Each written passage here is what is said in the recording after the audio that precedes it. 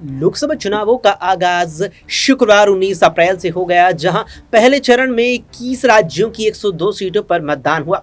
उसके बाद देखने को मिला दूसरे चरण का उससे अगले शुक्रवार को 89 सीटों पर मतदान।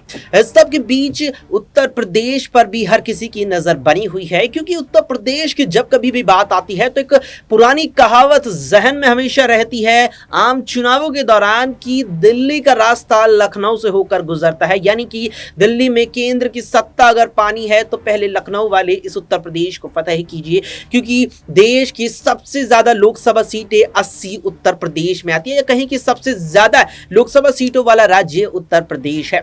ऐसे में यूपी में अगर भारतीय जनता पार्टी की बात करते चलें तो पार्टी ने अब तक लगभग सारी सीटों पर अपने उम्मीदवारों का ऐलान कर दिया, लेकिन कुछ सीटों पर नहीं उतारा, इसीलिए लगभग लगातार कहा जा रहा है।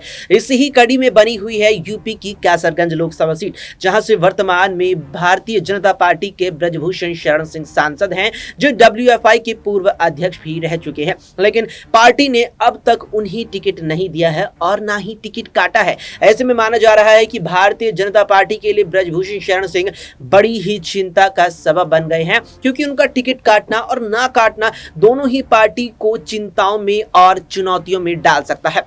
दरअसल आपको बता दें कि ब्रजभूषण शरण सिंह पर जिस तरीके से महिला पहलवानों के द्वारा यौन उत्पीड़न के आरोप लगाए गए थे, उसके कुछ वक्त बाद खेल मंत्रालय ने पहले तो डब्ल्यूएफआई यानी भारतीय कुश्ती महासंघ को बर्खास्त किया और फिर ब्रजभूषण शरण सिंह को उसके पद से हटा दिया था, यानी कि डब्ल्यूएफआई के राष्ट्रीय अध्यक्ष के पद से उन्हें हटा दिया था।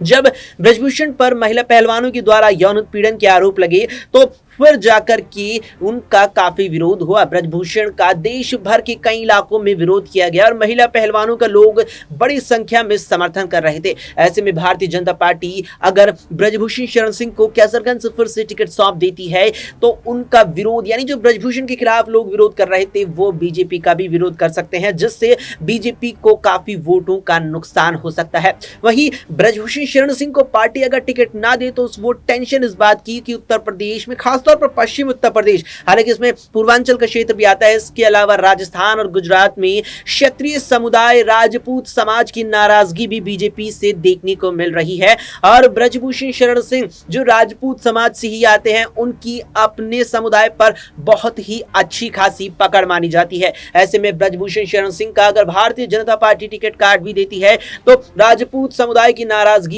और भी ज्यादा बीजेपी से बढ़ सकती है। अब देखना होगा यहां पर कि ब्रजभूषण को पार्टी टिकट देती है या फिर आखिरकार काट देती है।